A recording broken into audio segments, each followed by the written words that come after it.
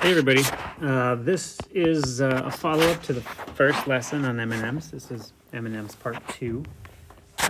It'll be quick. It's intended to just reinforce everything we did yesterday with the M&Ms. So we were comparing our class sample data right here. In blue, it's what we observed. If you remember, we had a total of 200 M&Ms and we had a lot of oranges. The claim from M&M is that it should follow this distribution.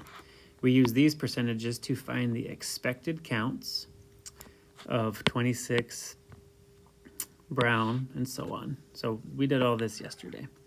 So I'm kind of just putting a ribbon on all this and tidying up some things. The state plan to conclude is still in place to keep us thorough. The null is just that the claimed distribution of M&M color is true, and the alternative is that it is not true.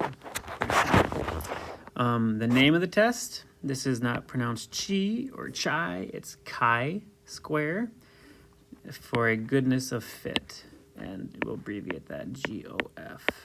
Okay. The conditions, was it random? Sure, it was just a random sample of 200 M&Ms. I bought them at Cub Foods.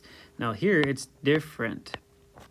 For large counts, this is not that the data has to be normal. All we look at is that are all the expected counts at least 5. So here's our expected counts. The smallest one is 26, so we're good to go. Just make a note. This does not check for normal distribution. And that is really because it doesn't even make sense in this situation. Why would the distribution of colors have to be normally distributed? It doesn't make sense. It should be distributed based on these given percentages. So we're not checking for normal anymore. To do the work, you got to get the p-value, which we did all this yesterday. The formula for chi-squared is observed minus expected squared, and then you divide that by expected. The work, again, we did all this yesterday. We did it in this table. So here's observed, expected. We did it all on the TI-84 using the functionality of the lists to produce all of these numbers for us. And here's that formula, observed minus expected squared, divided by expected. Each color produces a value that is added up to give the total value, the total chi-squared test statistic of 84.32. And we did that yesterday, okay? So the test statistic was 84.32. It would be way out here on the curve because how much area is past it? None. P is 0. There's no area out there. So that's what we got here, right? Some TI-84s will give you a small number in scientific notation, by the way. The degrees of freedom is the number of colors minus 1. So, and your p-value is 0. The button on the calculator is the chi-squared GOF test. This is button number 4. I still have my data in here, so tests, go down to capital D, GOF, goodness of fit test. Make sure you put the right lists and the degrees of freedom, and there you have it. You can see the p-value is 0. Okay, so that is that. Notice this, the smallest chi-squared you can get is 0.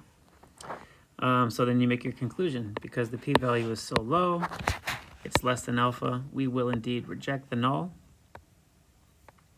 The null up here was that the claim of colors was true. So there is significant evidence that the claim is not true. The claim about M&M colors is not true. And then I'd like to add in a little qualifier to support my point. orange is the color that contributed the most to our chi-squared value. If I go back to that table from yesterday, here's orange. It contributed the most because we had 48 more orange than we expected. Blue also had a very large gap, which also led to a pretty large value. These two together, these two colors alone, they make up almost all of this statistic by themselves. So that's it. Oh, I want to show you that you can look up the p-value on your formula sheets. If you go to table C, the last page, you got your degrees of freedom 5, and then you go all the way across. You're looking for your test statistic. Remember, our test statistic was 84.32.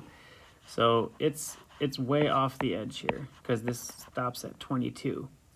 So then you look up here, your p-value is to the right, which means it's less than 0.0005, which means it is practically 0. So yes, you can look these up in the tables as well. Here's a little bit more for your quick notes. So wrap that up, put that in your notes, and then you have it for the day. That's it, folks. Bye-bye.